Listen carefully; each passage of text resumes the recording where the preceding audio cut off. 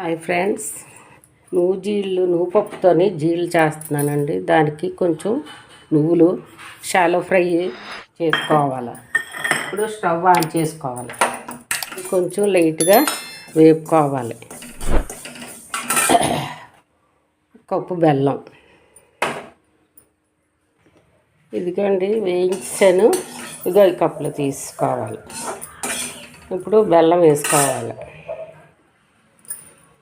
ఇదిగండి ఇప్పుడు stove on చేసుకొని కప్పు బెల్లం వేసుకోవాలి.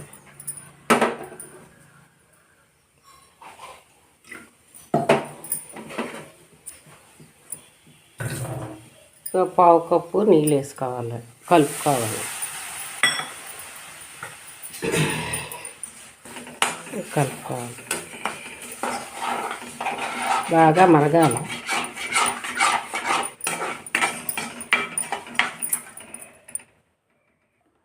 ఇదిగోండి నాన్ స్టిక్ ప్యానే పెట్టుకోవాలండి. ఇది ఇలాగా నెయ్యి రాసుకోవాలి.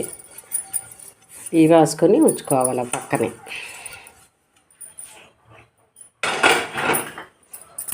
ఇప్పుడు పాకం పెట్టాను, ఇదిగోండి మరుగుతుంది. ఇదిగోండి పాకం మరుగుతుంది, ఇంకా కొంచెం పాకం రావాలా. లేత ఉండపాకం కొంచెం ఇలాగా నెమ్మదిగా ఇలాగ అవ్వాలి, అవ్వాలి. కొంచెం కొడితే చిన్న సౌండ్ రావాలండి. అలాగొస్తే బాగుంటుంది.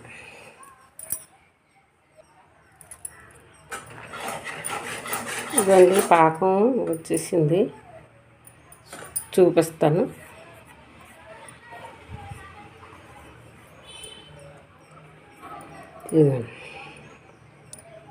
ఇది ఇలా నొక్కితే ఇలా మడత పడుతుందా, ఇది ఇలా రావాలి.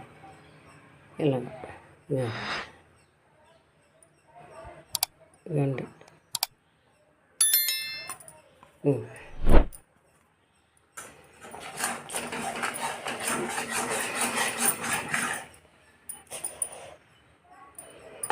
చూడండి,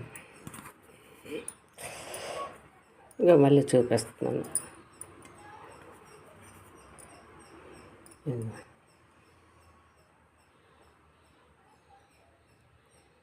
ఇది ఇలా రావాలి. అది చిన్న సౌండ్ వస్తుందో అలా రావాలి.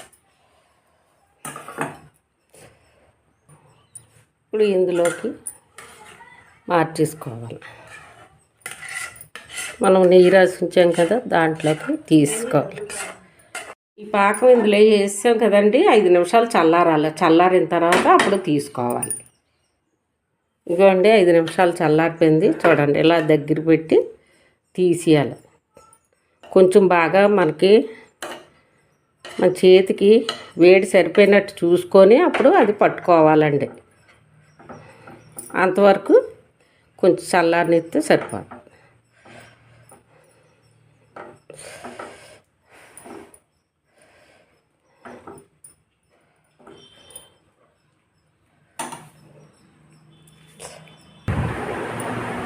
ఇదిగోండి జీడిపాకం ఎలాగ వస్తుంది. ఇప్పుడు కొంచెం చల్లారింది కదా, చేతితో పడేసుకోవచ్చు. చూసుకోవాలండి, వేడి లేకపోతే చెయ్యి కాలిపోద్ది.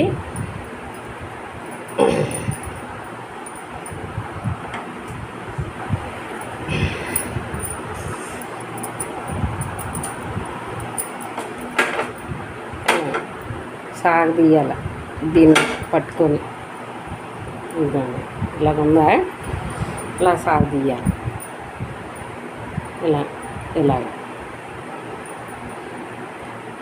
ఇలా చాలా వైట్గా వస్తుందండి. కొంచెం చల్లారాలి, బాగా చల్లారిన తర్వాత కొంచెం గట్టి పడుతుంది కదా, అప్పుడు మనం జీలు తయారు చేసుకోవాలి. ఇదిగోండి ఇలా సాగదీస్తున్నాను, చూసారా? ఇలాగా ఇలా సాగదీసి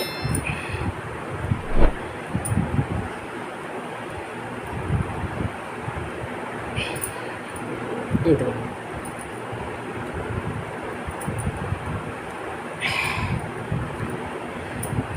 చెయ్యి వెంటనే పెట్టకూడదండి. మనకి చేతికి ఎంత వేడి సరిపోద్దో అంత వేడి చూసుకొని మనం సాగిన వరకు మనం సాగదీయాలి. ఆ తర్వాత స్టాప్ చేసేయాలండి. ఇంకా ఇదిగో ఇంతవరకు వచ్చింది, ఇంకా సాగుతుందండి. సాగిన వరకు అలా సాగదీయడమే.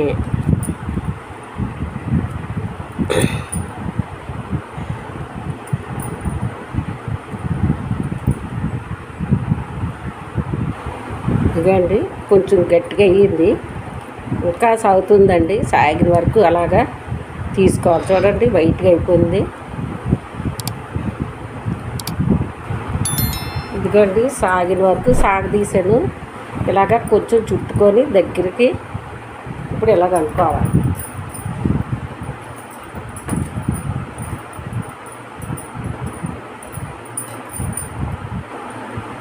ఇప్పుడు చూడండి నువ్వులు ఇలా వేసుకొని అద్దుకోవాలి. ఇదిగోండి నువ్వులు అద్దుకోవాలండి. ఇలా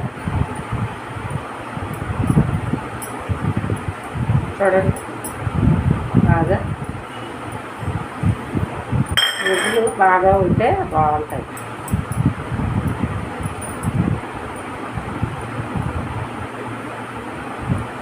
చూసారా? ఇంకోటి ఇప్పుడు కొంచెం చల్లారింది కదండి, కట్ చేసుకోవాలండి ముక్కలు.